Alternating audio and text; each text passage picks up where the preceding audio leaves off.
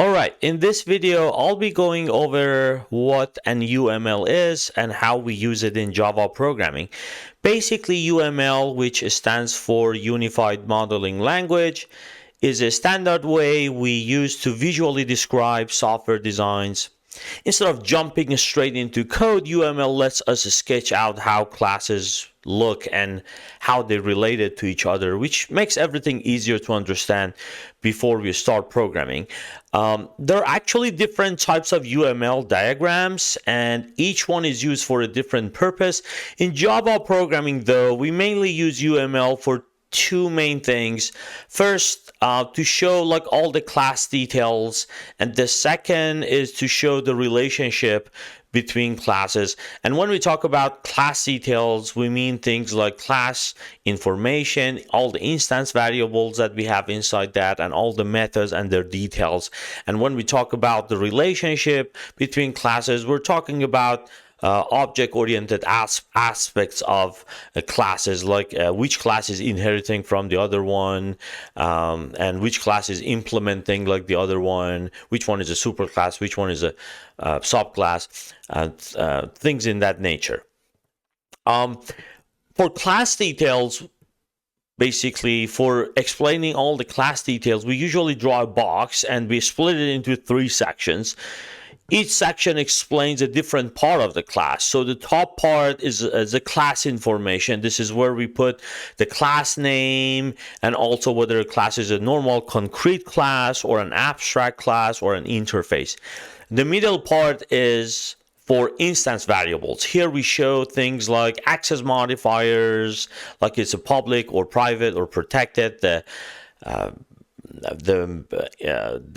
variable name and the variable type, also non-access modifiers, or like is it a static, is it final, things in that nature.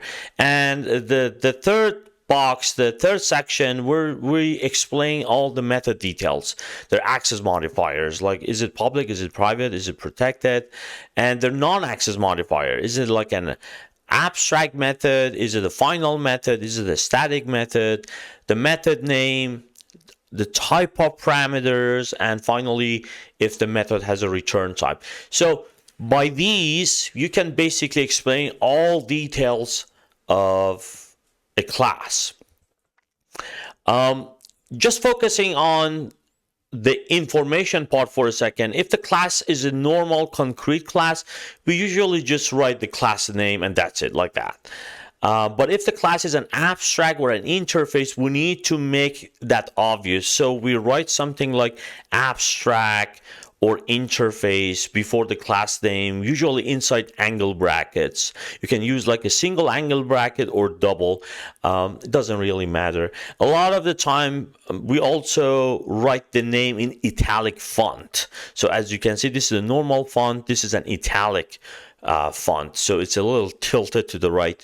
It's kind of hard to notice it. That's why not many people do that, but that's one of the ways that you can actually show that this class is not a normal concrete class. It's either an abstract or an interface.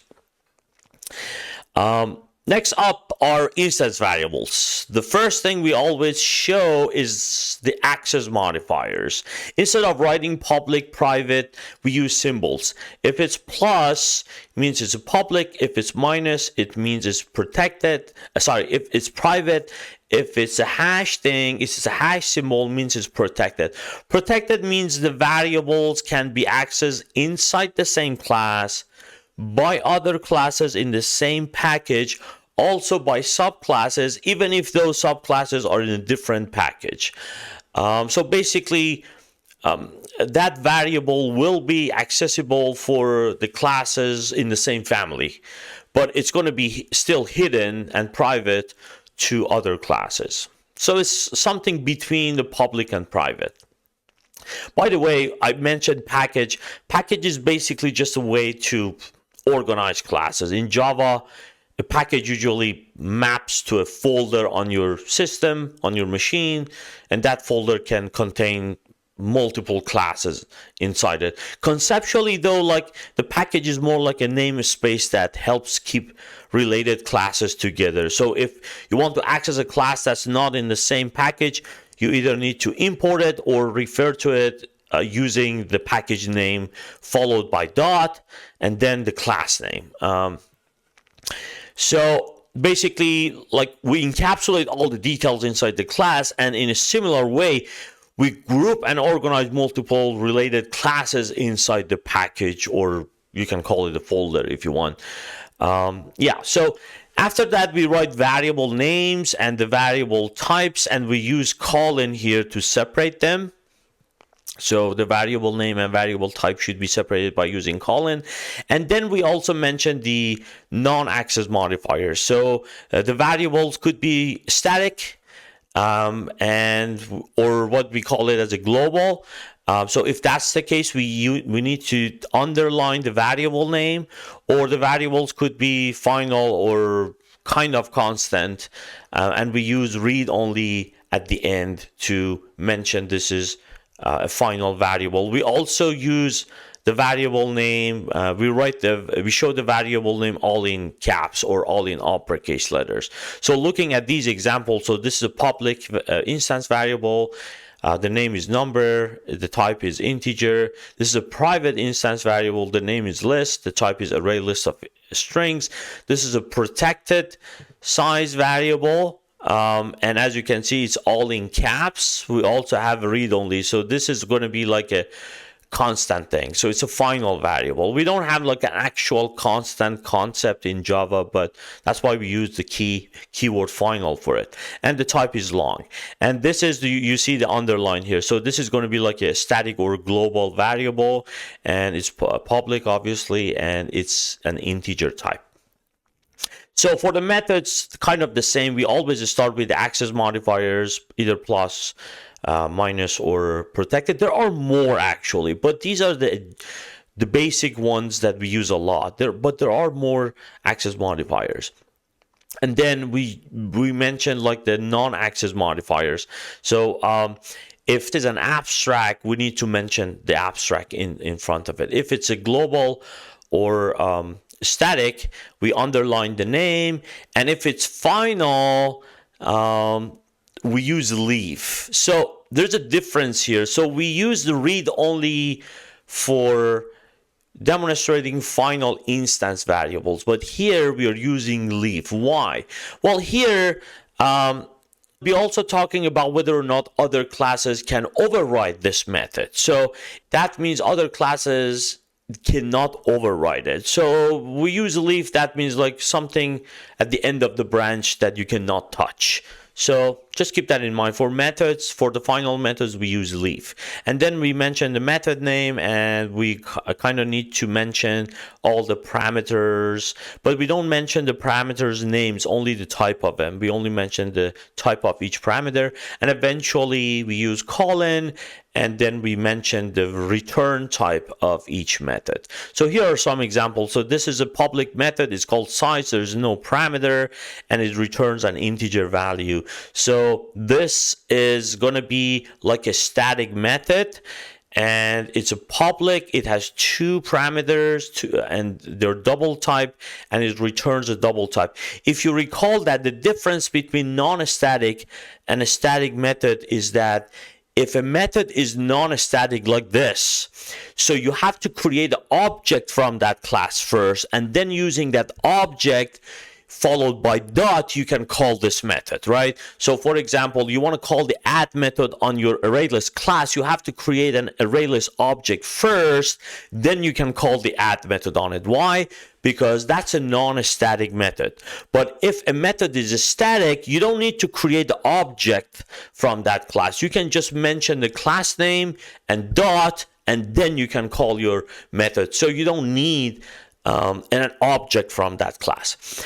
So here's another example. This is a cool one actually. So this is a protected type, and the method name is print, and it has a parameter, but the parameter is actually read only. I forgot to mention the type here. I mentioned the name by mistake, but you got to mention the type here.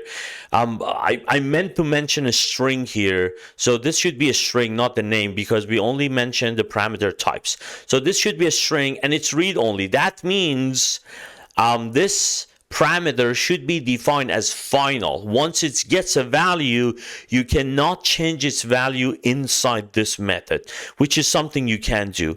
And it does not return anything. And look at that, the method itself is final. That means this method cannot be overridden by other classes. This is a private method. It gets a parameter object type and it returns a Boolean value and it's an abstract method. That means we do not implement this method. So probably we're talking about like this method is going to be inside like an abstract class, because that's the only place that you can have an abstract method. Your class needs to be defined as an abstract class.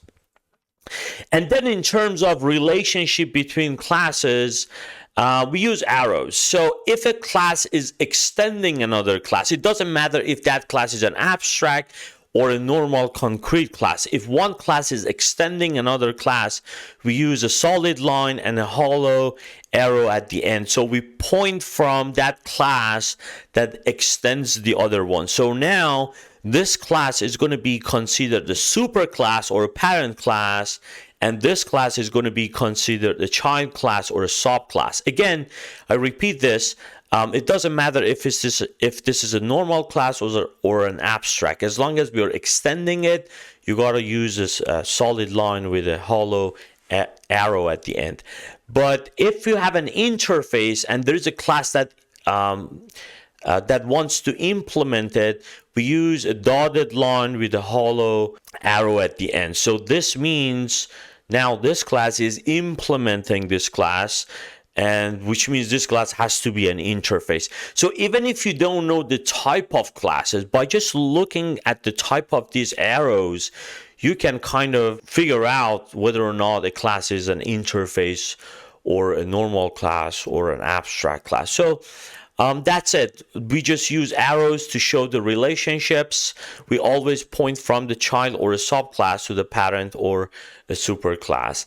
So that's it. So hopefully this video helps you to learn more about the details of UML and how we use UML to demonstrate all details of a class and how we interpret those information on the UML.